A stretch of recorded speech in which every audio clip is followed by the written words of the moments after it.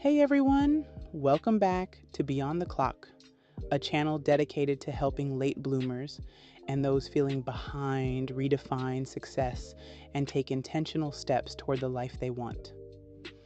This is day 4 of the January of Becoming a Better You Challenge. And today we're going to be talking all about the power of positive self-talk, specifically affirmations, and a really cool twist on them called askfirmations, if you haven't heard of them already. What's exciting about day 4 is how it builds upon what we've already explored. That gratitude journal and that value-focused vision board we previously talked about. Today is all about how we can start to integrate those things. So we're really shaping our mindset for the journey ahead. Okay. So for anyone who's new to this, let's break it down a little bit. What exactly are affirmations and how are askfirmations different? Okay, so think of affirmations as those short positive statements that you repeat to yourself, like I am strong or I am capable. And they're powerful because they directly challenge those negative thoughts that I think we all have sometimes, and they help to kind of shift your thinking over time. So instead of dwelling on, I can't do this right, you're intentionally replacing it with something encouraging. And it goes beyond just wishful thinking. Repeating affirmations actually taps into how our brains work. You know, the more we focus on something, the stronger those neural pathways become. So it's like building a mental muscle for positivity. Where do askfirmations fit into this? So askfirmations use a similar principle. But instead of statements, they're positive questions. Instead of saying, I am confident, you might ask yourself, why am I so confident? It seems like a small change, but it really engages your brain differently because instead of just accepting the statement, you're prompting your mind to actually search for the evidence, like justify that confidence. It flips the script, so your brain starts hunting for all the reasons why the statement is true. And in doing that, you're reinforcing those positive beliefs even more deeply. Okay, I know some people might be thinking, well, which one is right for me? Affirmations or askfirmations? Honestly, it's less about one being better than the other. It's more about what resonates with you. Some people connect really instantly with the directness of affirmations, whereas other people find that the askfirmations spark more curiosity and self-reflection. It can even change day to day. It's like having two tools in your kit, and you can use whichever one feels most effective in the moment. This is what I do. You can even use both. You can kind of weave them together to create a truly powerful self-talk practice. And this is where I think things get really interesting, because for day 2, I had everybody create a value-focused vision board. Now, how does that tie into all this? Well, it's all about alignment. You see, so often we set affirmations based on specific goals, right? Like, I will get that promotion or I will lose 10 pounds. But goals can be fleeting, you know? And if you hit a setback, it can be really easy to feel discouraged. So instead of focusing on that outcome, we want to look at the values that are driving us. When your affirmations and askfirmations are rooted in your core values, they become less about achieving something external and more about becoming the person you want to be. Here's an example. So let's say one of the values you identified was joy. A goal-focused affirmation might be, I will go on vacation this year, but a values-based one could be, I actively seek joy in everyday moments. You see the shift? That's a huge difference because the first one depends on a specific event happening, whereas the second one is about cultivating a mindset regardless of external circumstances. And then the affirmation could be, what brings me joy today? So it prompts you to actively notice and appreciate all those little things that kind of uplift you. So it's about aligning our self-talk with who we want to be, not just what we want to achieve. It's about the journey of becoming, the point of the challenge, not just reaching a destination, and that journey is unique for everybody. What's so great about this whole approach is it encourages you to experiment. Find what feels most authentic for you. And as you continue with this January of Becoming a Better You challenge, don't be afraid to play around with different affirmations and askfirmations. Notice what resonates and make this practice truly your own. This journey is so unique for each person. And I think that's especially important when we consider how to create these affirmations and askfirmations. It's not about just copying what someone else says, but really digging into our own values and our own experiences. And this is where all that work you did with gratitude journaling comes in. Remember how you spend some time reflecting on all the things that you're thankful for in day one? All those moments of gratitude can be incredibly powerful seeds for your affirmations and askfirmations.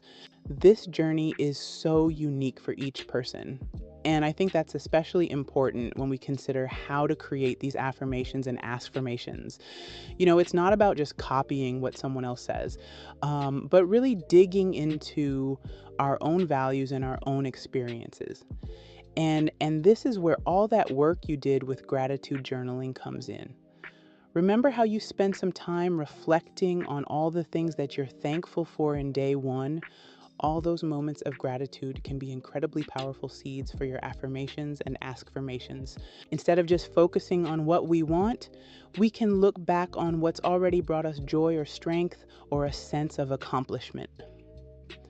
Think about the things that you wrote in your gratitude journal. Maybe you expressed gratitude for a supportive friend or a moment of peace in nature, a challenge you overcame. Each of those things can be transformed into really potent affirmations or askfirmations. Let's say you were grateful for a friend who always makes you laugh. You could turn that into the affirmation. I am surrounded by people who bring joy into my life. Or an askfirmation. Why am I so lucky to have such amazing friends? So you're taking that specific experience of gratitude and expanding it into a broader statement about yourself and your world. And that shift is key. It's about recognizing those patterns in your life and using them to really reinforce those positive beliefs. We often shy away from acknowledging all the tough stuff, but those experiences can be incredibly rich sources of growth and resilience. So instead of just focusing on what we want to happen, we can also appreciate what we've learned from what's already happened, even if it was difficult. Remember, we're aiming for a holistic approach to personal growth. That means embracing the full spectrum of our experiences, the highs and the lows. After all, it's often those challenges that shape us most profoundly. An example would be, I learn and grow from every experience, or the askfirmation, how is it that am I so resilient and capable of bouncing back?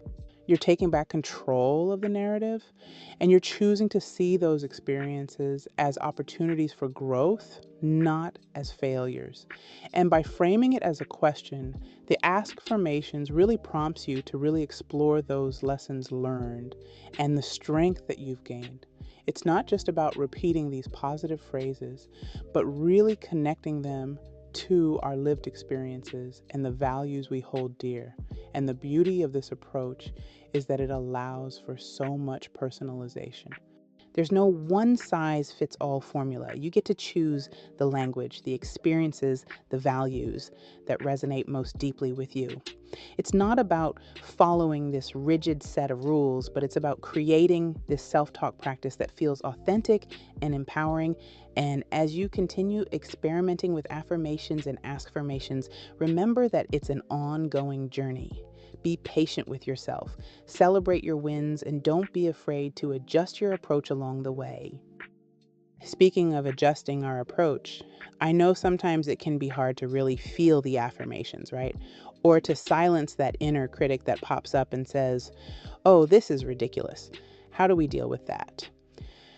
I think the key to addressing them lies in how we integrate these affirmations and askfirmations into our daily lives. It's one thing to understand the concept, but really putting it into practice consistently, that's where the real magic happens. And I think the first step is finding the right time and place for you. So there's no like magic hour when affirmations suddenly become super effective. I wish it were that easy. But that honestly, the best time is whenever you'll actually do it. You know, for a lot of people, that's first thing in the morning, kind of sets a positive tone for the day. But it could be during your commute while you're working out, even just before bed to quiet those racing thoughts.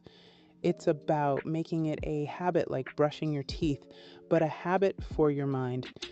The next step for when affirmations or askfirmations feel a bit fake or forced is to continue practice mindfulness, which is really key here. Take a few deep breaths, focus on your body, really savor each word as you're saying it, visualize what it represents. So it's not just about repetition, it's about the intention and focus behind it. And don't be afraid to get creative. Write your affirmations down, put them on sticky notes around your house, record yourself saying them, and listen back. Just find what works for you. Okay, now what about that inner critic? First, know that you're not alone. Okay, we all have that voice. It's like our brain's way of trying to keep us safe in familiar patterns. But here's the thing, you don't have to believe everything it says. When that voice pops up, acknowledge it. Hey, I hear you. Thanks for the input, but your opinions are no longer serving me.